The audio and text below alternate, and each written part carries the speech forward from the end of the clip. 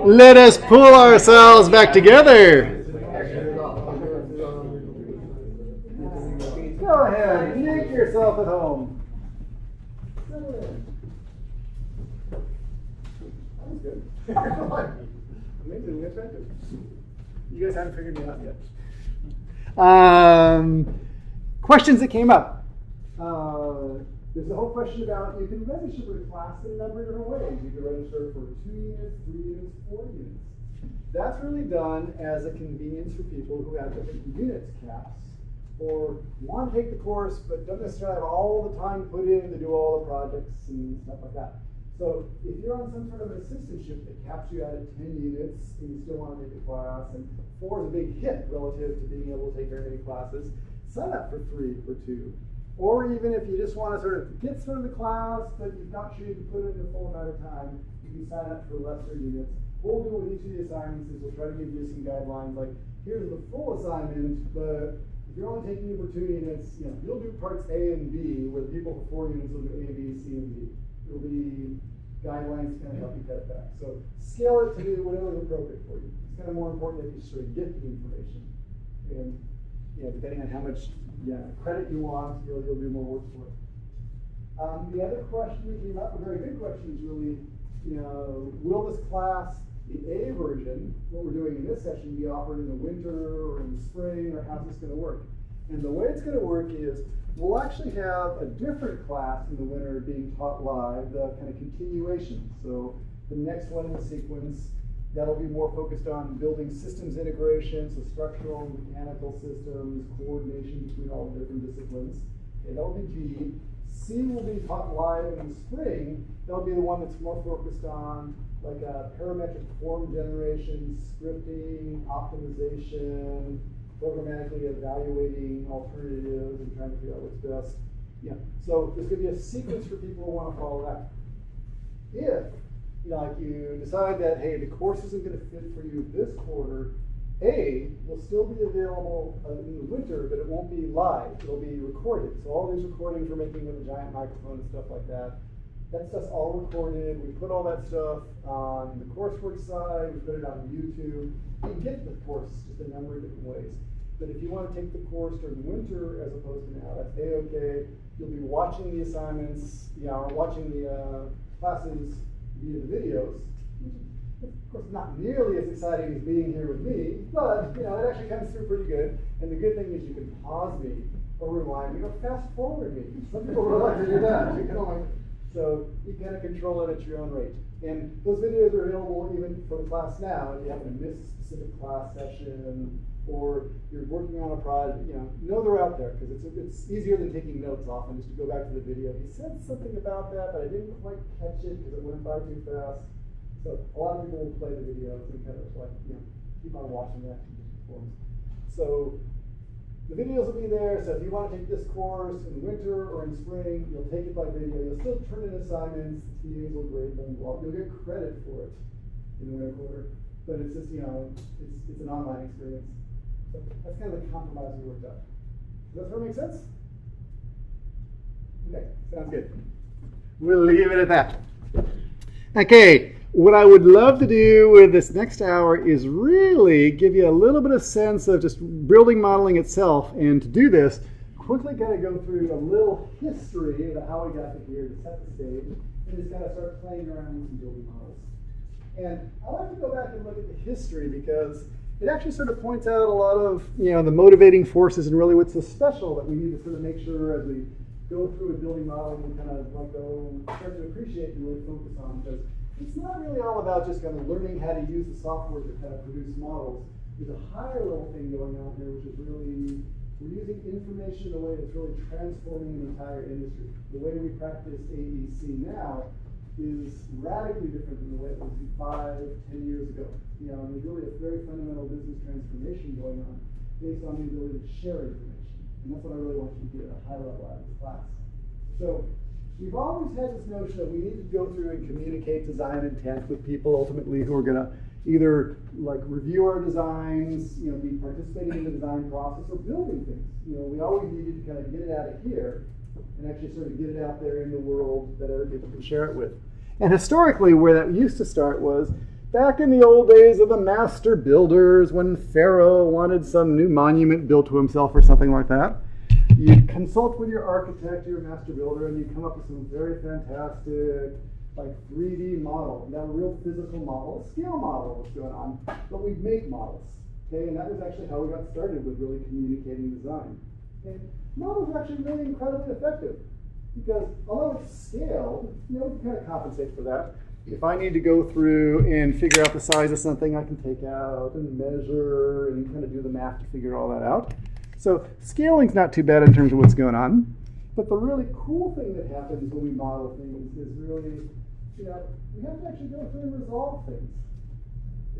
You can hide things in a model, but often in building the model, what ends up happening is you start to understand what the construction sequence is going to be like, what the connections have to be like, and you understand that even though you're building it at a micro scale, you know, you sort of understand what you're designing a whole lot better by actually having to build it before you build it full scale. So modeling was incredibly effective as a way of doing things, and we used to do that, we still do it, like in architecture studios and stuff like that. Modeling works pretty well, has a limitation though. You know, we can always study the model, please build it like this. The model's serving a number of different purposes. It's our design tool. It's ultimately kind of the design of record. You know, that model, that's it. You know, you build it like this. That becomes the definitive thing. The building plan, it's serving a bunch of different purposes, is all embodied in that model. The biggest limitation though is that really, you know, when you want to kind of work with this model, you got to come to me and work with that model, do the measurements, take them away. I can't fax that to you. I can't compress it and send it to you very easily. You know, there's that real limitation about physical models. So, but important to kind of remember them because it's really the origin of the whole story where we're going. Okay.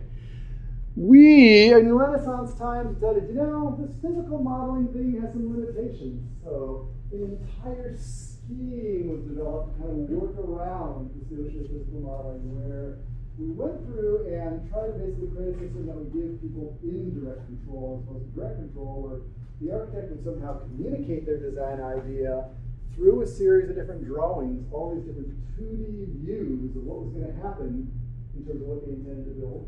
And that information would be able to be conveyed through paper to people who ultimately had to review it, build it, and kind of put it all together. So we really came up with sort of a very elaborate system for doing them. And came up with all sorts of different views that would help us try to describe these different things. So, you know, we had this whole notion of all sorts of what we call orthographic projections, plan views, elevations, sections, where the plan view is really almost taking the model and just kind of looking at it straight up from the top. You know, the elevations kind of looking like this. Section, you sort of picture what it's going to be like cut through. But we developed all these different views to help us sort of describe a 3D thing in 2D. Okay? There's also 3D views, isometric, axonometric, different perspective views, which are a lot of work to draw. But the hard part of this whole scenario is really, as much as we can effectively or efficiently communicate using 2D, you know, people aren't really good at putting those 2D views back together and resolving it back in 3D space. You know, in that exercise of taking 3D and expressing it through 2D, there's a whole lot of room for error along the way because things don't have to resolve if you don't happen to catch it.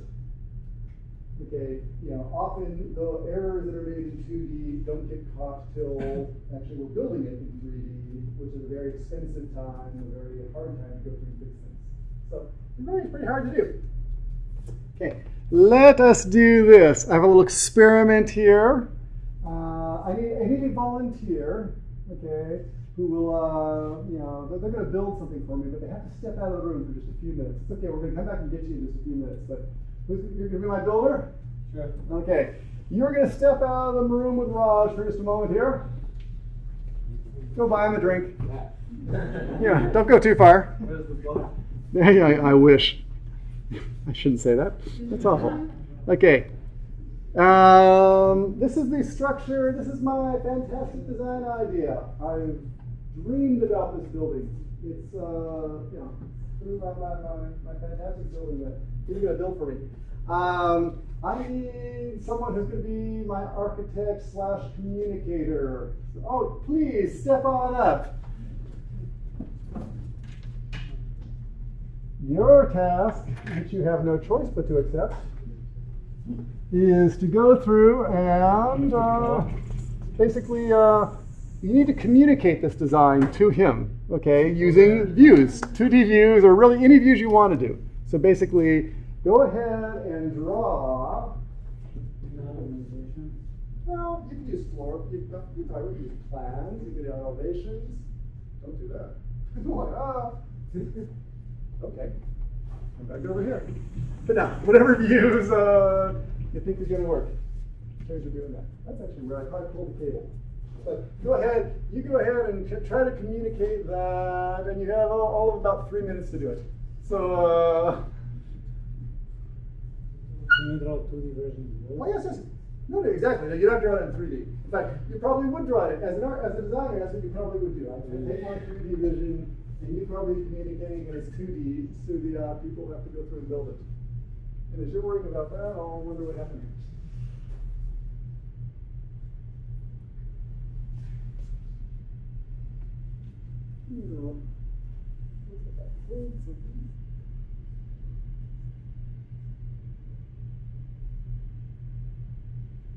Too after that, you're welcome to kibitz and give them advice if you like.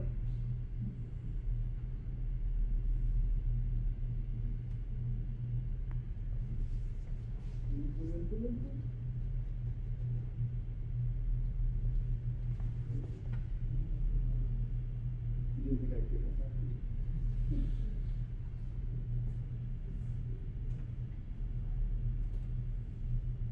You're very good, but you're very precise. You only got about 30 seconds to go, so.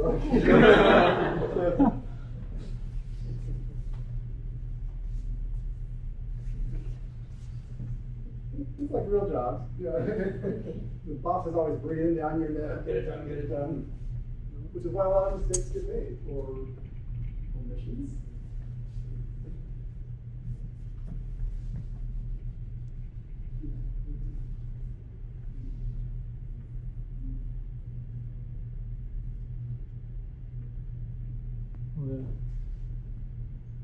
Okay. Yeah, floor plan. You want to give them an elevation or anything too? Rough time. Okay. No, I won't do. Quickly.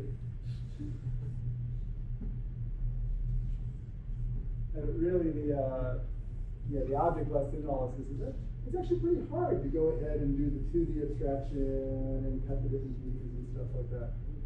There's an art to it, and not only is it hard on the trying to communicate it, decide all the different 2D views you might need to fully document it. It's almost even harder on the other end, trying to take all those 2D views and resolve them back into 3D.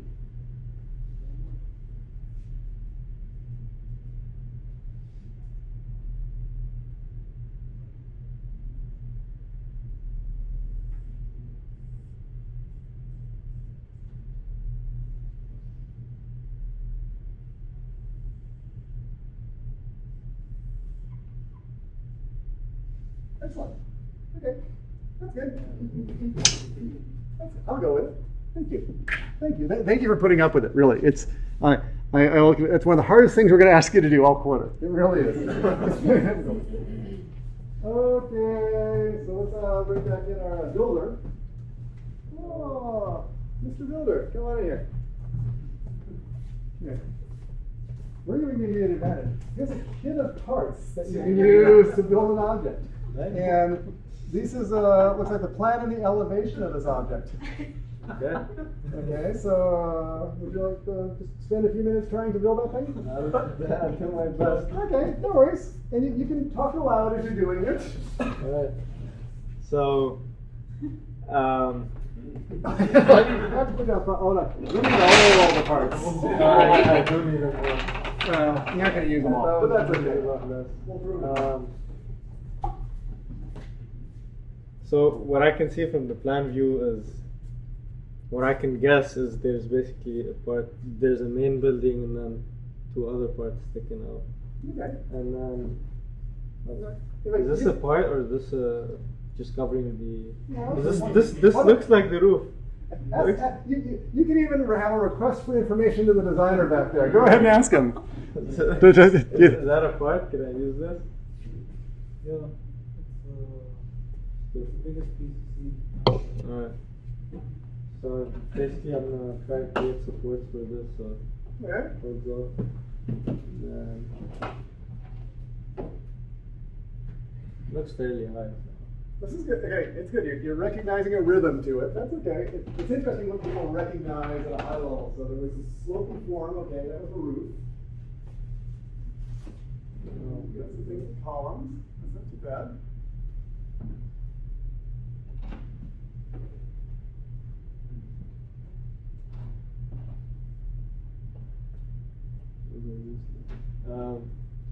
Then I'm gonna go out.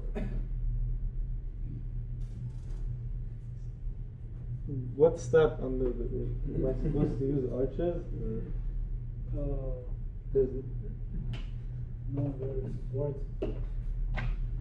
okay. Am I supposed to give him help? Well, you can. No, this is you can actually bring the designer out to the site to help interpret his plans. It's a very common thing that if the plans weren't quite complete, and very often they aren't, you have to kind of come in and bring in some supplemental information. Support the roof, small plans for the roof. Does this work good enough? No, I'm guessing it's one of these. So I have to add these to Instead of those. Okay, so what's the base? Okay. We're having some issues of the parts that he has and whether they're mapped into the parts over here. There's some confusion about that, which is not all that uncommon. For the building below the roof. Below the roof? Yeah. So this? No, I mean, so this. Now we're missing a rework. Is this a part too? Yeah. I thought Okay. this was a box and a cover. Oh, but it wasn't really. Now, let's go. We'll put you out of your misery here. Thank you for trying, though. No, yeah, you did an excellent job. Just so you, yeah, thank you. Excellent job at being bad. No. But it proves the point. This is actually what we're trying to do here.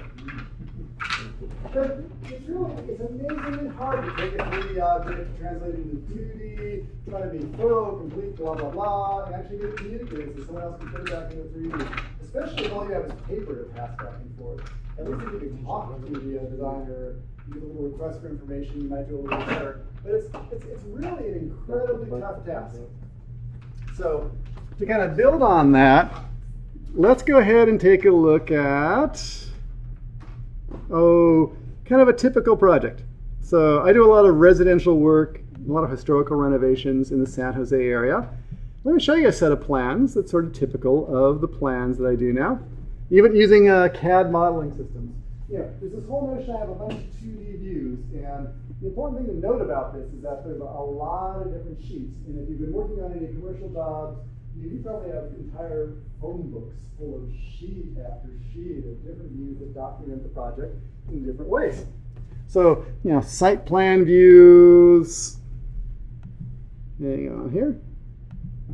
Title 24, some floor plan views, some demolition views, the roof plan on top of the whole thing. Okay. Elevations from the front and back, the side elevations documenting kind of architectural features and some planning considerations, scheduling views, structural sections that cut through, showing all the different shear wall reinforcements, a lot of stuff in here. Structural plans showing all the framing elements.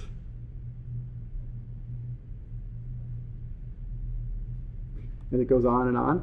Structural details. Okay, now we'll get to the electrical plans, the mechanical plans.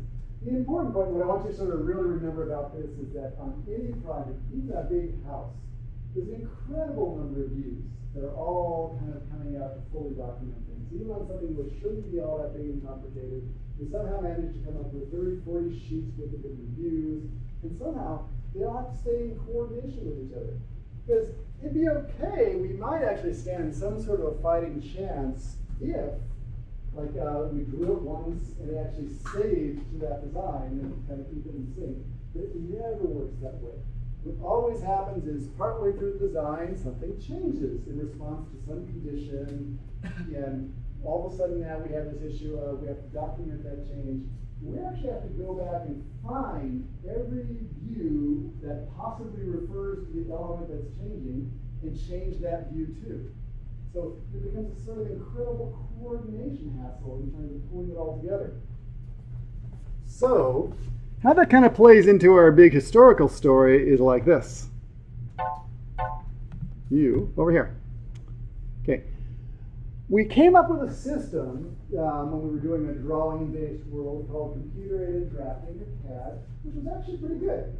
It was really good in terms of using microcomputers so that if we had to do an awful lot of drawing, we wouldn't have to draw everything manually. And that was a huge advantage. It was an efficiency advantage of doing that.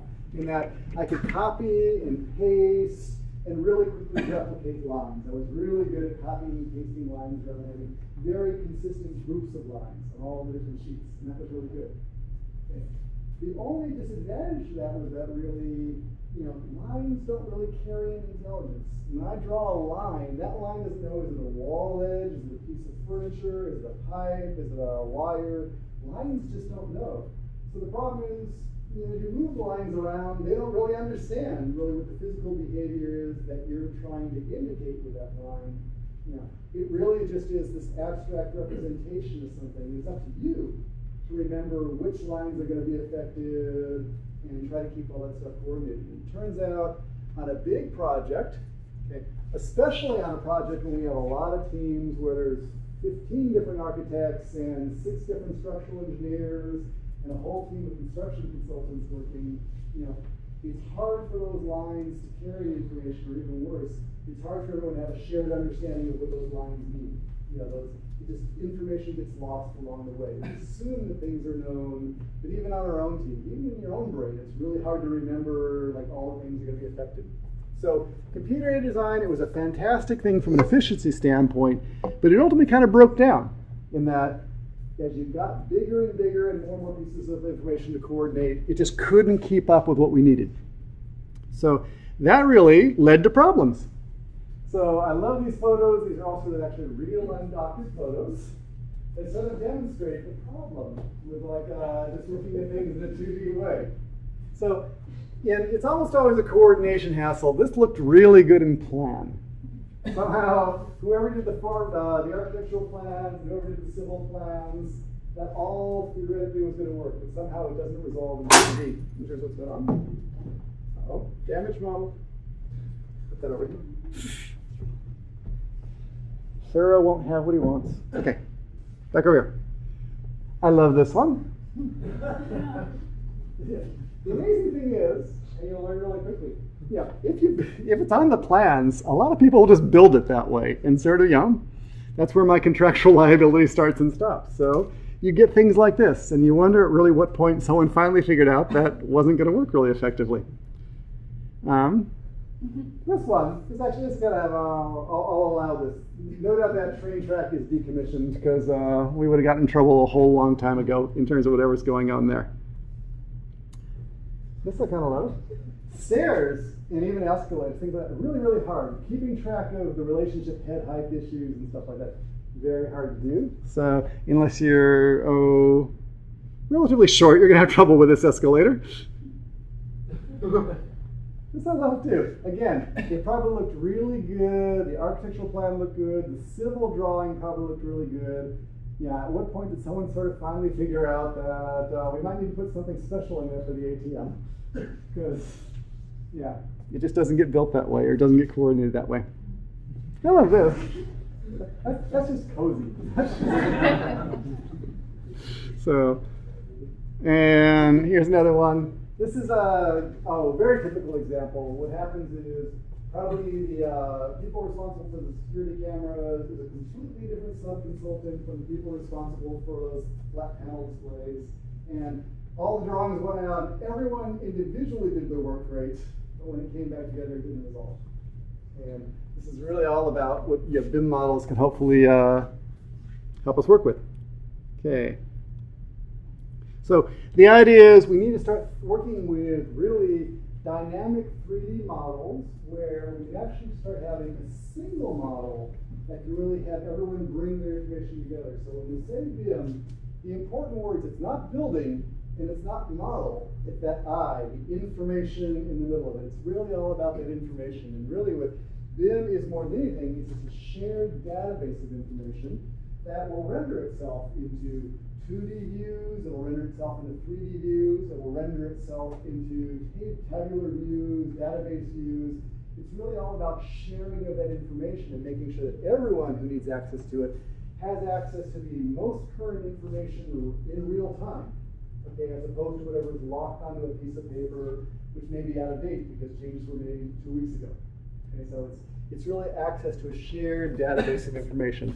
And more than anything, that's where we're going with all this. You know, we'll learn how to go through and build models in Revit, but the underlying principle and really how fundamentally transformative the notion of being able to share information is, as project teams are now reorganized in very different ways, where it used to be, you know, the architect theoretically had the design work and would, after perfecting the beautiful design, would throw it over the wall to the structural engineer who would somehow have to figure out a structure in here that was going to support this architectural monstrosity.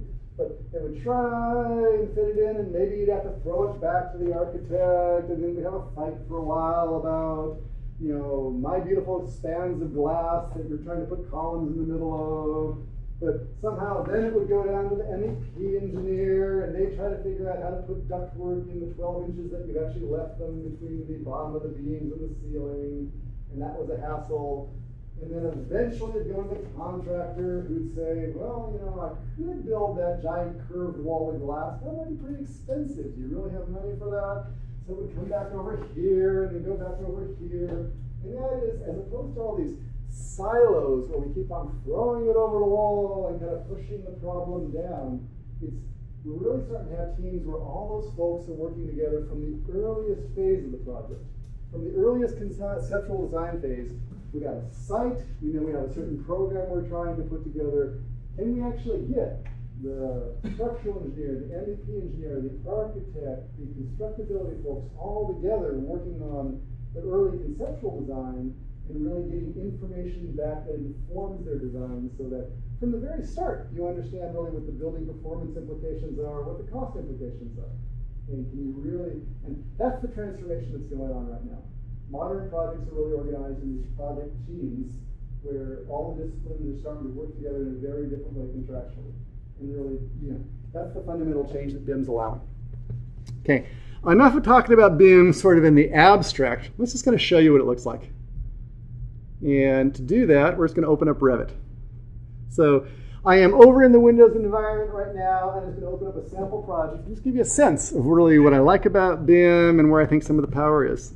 So this is the Revit application. You'll have this on your machine, and when you do put it on your machine, go ahead and open up the sample project. It won't work on these machines right now just because of the network licensing problem, but hopefully that'll be fixed tomorrow. So I'm open up a Revit project. In the Revit project, there's a list of different views of the model. There's a kind of drawing area and a properties palette, where the properties palette shows us some information about things that are selected right now. But the important thing to realize is that ultimately there's a single model of the building, and really all these different things that look like sheets and images are just views of that model. They're different cameras that have been rendered in different forms of the model. So when I go through and look at a floor plan view, or I go through and look at an elevation view, or I go through and look at a section view, okay, none of these views were drawn. Okay, it's never done just with 2D lines and kind of drawn that way. What actually happens is we create a 3D model of what we're going to build. Let me open that up for you. Okay, and all those different, all those views are ultimately just slices through the model that are showing 2D cuts with different information either turned on or turned off. And the power of that ultimately is that if you really have a single 3D model behind it all, any change you make anywhere to that one model will automatically be reflected in everything that refers to it. Okay? And that's the power of BIM. If you remember nothing else about like today, yeah, that's the power of BIM. Okay, is really that you have this single model, and that by all working with the same model, we can go through and just kind of always have a consistent understanding of what the reality is. So I'm looking at this 3D view. Let me just kind of show you that, for example, if I choose the roof of the model. Okay, it turns blue. What's happening here in this 3D view and now in the properties palette, we're looking at information about that roof. It has a certain type, and a slope, a thickness, an area. There's numerical information about that. And we can go through and change that. We can go through and say that instead of a metal panel roof, for that same geometry, we want to do some sort of timber warm roof. We can change it to some other sort of system if we like. But let me go ahead and open up another view to kind of show how it works, and that'll probably make it a little more powerful to understand what's going on. Let me open up level 2. Okay, that's a floor plan view. And let me also open up an elevation. And what I'm going to do is actually just tile these all together. Under the View tab, I can tile them. Okay, so let's take a look at this. So what I'm going to do is I'm going to go over here in the 2D view, or in the 3D view. Okay, and I'll zoom on up in this one too. And zoom on up in this one so that we're all sort of looking at about the same area. Okay, that's sort of 3 different views of about the same area of the model. So, for example, here's this window in the bathroom. I'm just going to choose that window.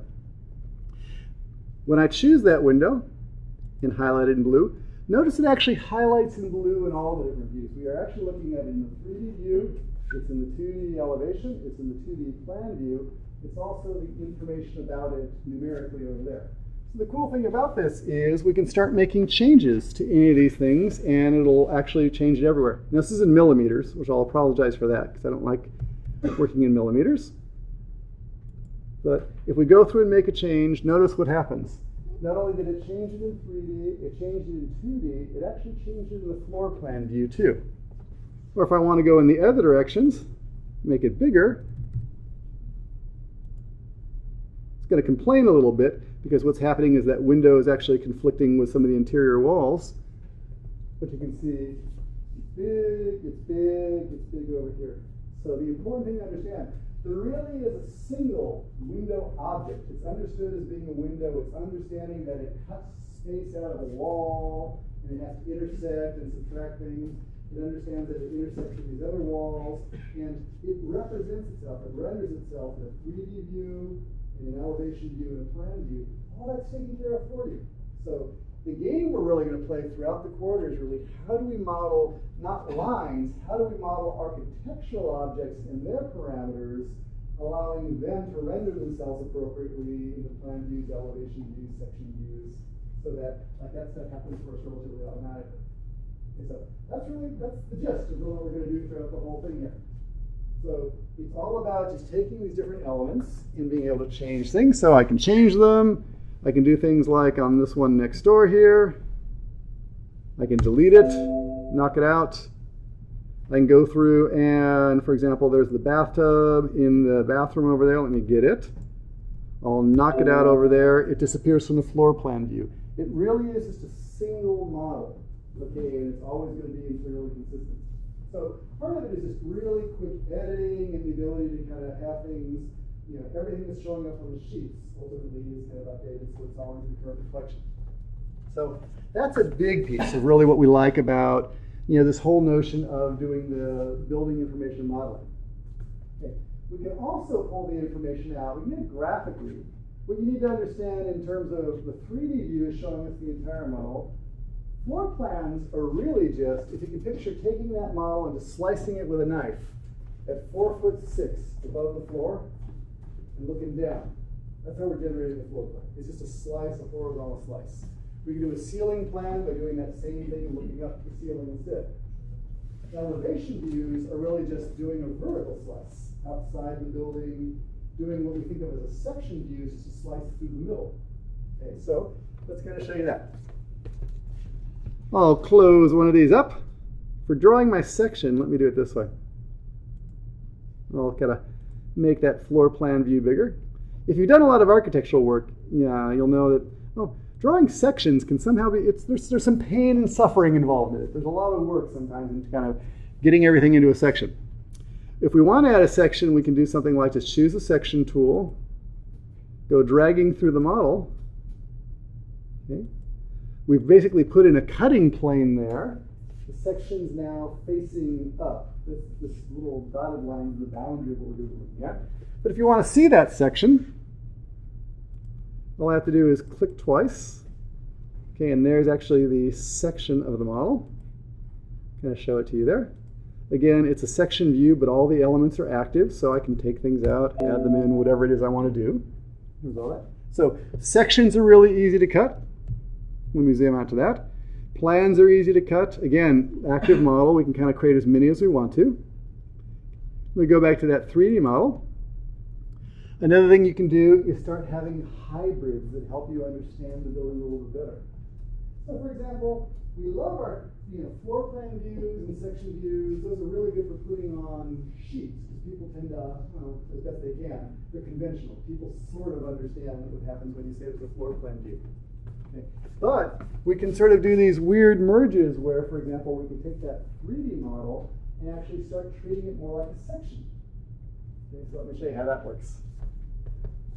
For example, here's this 3D model.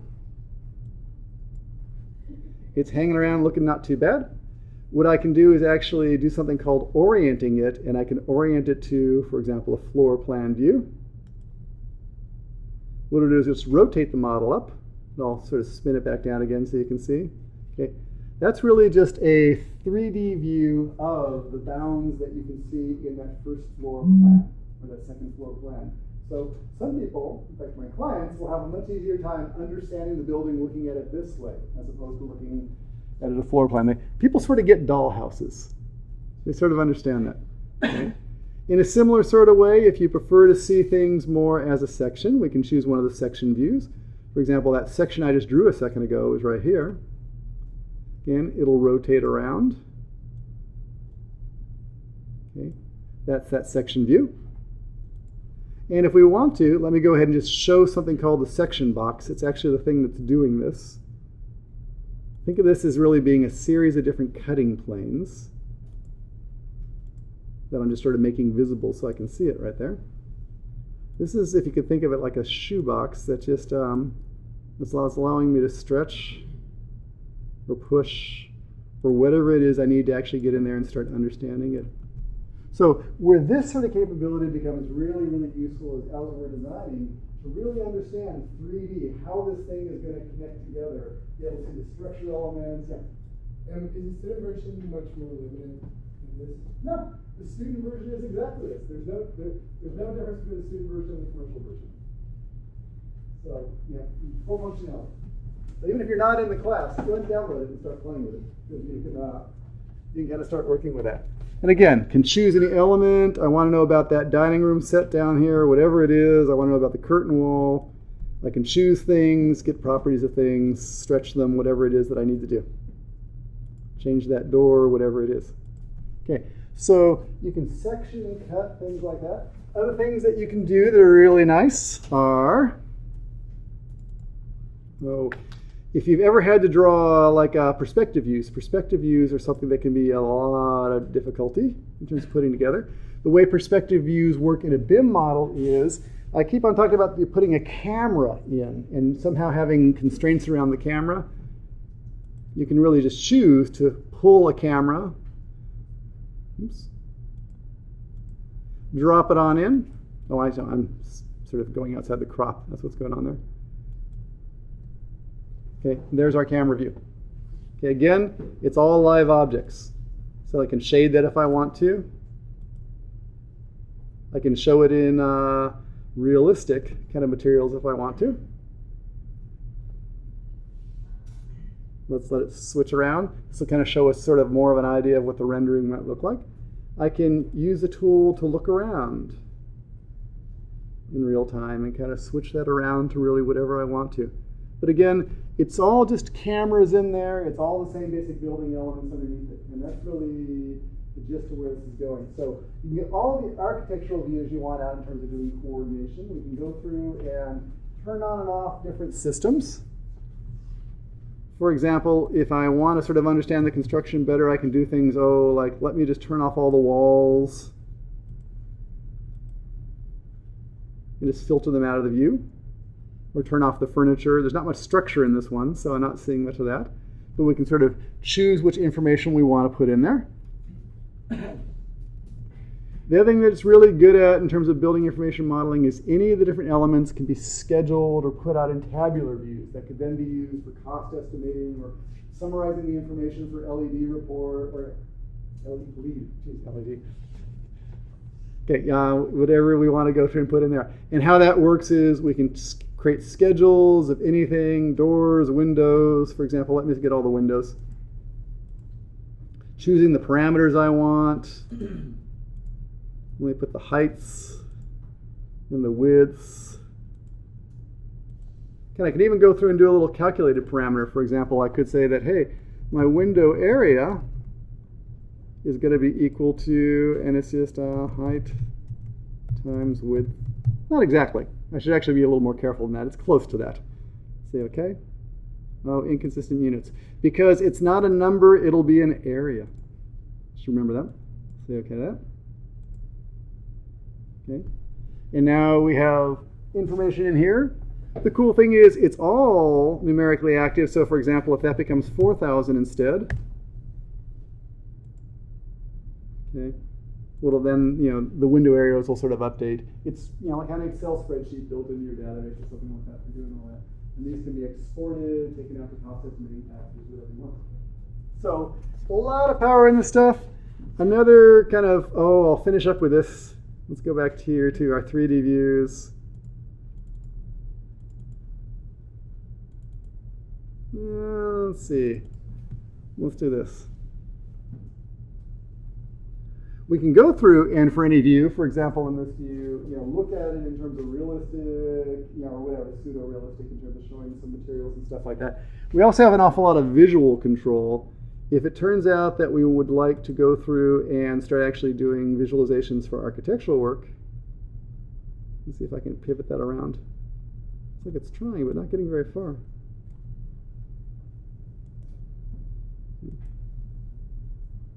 Come back over here. Look. Why is it locked? That must be locked as a camera. No, I won't worry about that. Let me show that we can change things. For example, whether we're going to show the edges or not. That's all kind of fine. If you like to look a little softer, or what you can also do is actually get into rendering, and we could render either on our local machine or out in the cloud. Let me just kind of do this. Yada yada yada. Interior only. I'll say render it. And you'll see that same basic model. We can go ahead and do the lighting calculations and then apply the materials and ultimately get something that looks fairly photorealistic out of it. And again, just coming out of that same basic model. So what's the point? Is that really model it once right, get all the views that you need ultimately out of it, you sort of learn how to construct these. Just out of curiosity, how long would a model of that quality and detail typically take? I bet that kind of feels like a 2-day model. Something like that. It's really not too bad. Everything, there's always, at the end of Thursday's class, you'll have a basic little model. It'll be detailed enough in terms of having the right set of elements, but what is it? They may not be very extensive in terms of what's going on, but it'll be there. Oh, let me do this. Let me stop this right now, just so you sort of get a sense of how this works. Blah, blah, blah. With the rendering, it just takes a while to do what it's doing, so I'm not going to belabor that right now. But let me kind of show you what makes it work that way so easily. So, for example, what we're going to do next time is preview of coming attractions. Should always leave you a preview, right? Okay, let's go to the architectural template. We're going to learn that constructing a model looks something like this. Here we are, we're hanging around. I'm going to basically grab some walls. I'll choose some sort of wall types from the list over here. For example, how about some brick on metal studs? I can just sort of just draw some walls. And I'm not being very precise at all because I can always stretch these back a little bit later. What's happening is, although I'm drawing these in 2D, what's happening is it's actually creating a 3D object at the same time. It just is understood as a wall.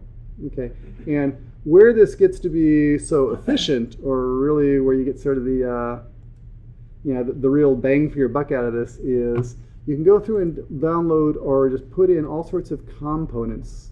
like windows or whatever it is. And it's pretty much that you're going to just go dropping them in. Okay, those are pretty boring. We'll learn how to put some other ones in there. You can put things like furniture in there. We'll put a component in there. And again, we'll go out to a library, find some furniture, and we can either find standard ones or define our own, where, for example, what do I got in there? Got some sort of nice sofa in there. I'll just go ahead and put the sofa in. I'll put another one facing it in the opposite direction. Put a desk in there. You just load things in. And the nice thing is, those are not only looking good in floor plan or in 3D, they're looking good in the floor plan view. They're really just objects. So the whole game becomes putting objects in there in the right sense. And then once you put those objects in there in the right sense, go ahead and zoom this out. Okay, I'm going to make those just up to level 2. We'll put a roof on this thing. Okay, by choosing some walls, I'll put a little overhang on the roof on the outside. You might recognize this as being a hip roof in terms of as things slope from all sides. I'll say okay to that, and voila. My windows are a little high in terms of what's going on right now, but I've pretty quickly constructed something that looks like a house with tall windows that are sticking up too high. The nice thing about this, though, that's really kind of cool is it's a 3D model. That was pretty quick in terms of putting the basic box together. It's actually smart in a way that you might not suspect, in that if I go through and take that wall and move that wall, okay, notice what happens to the roof.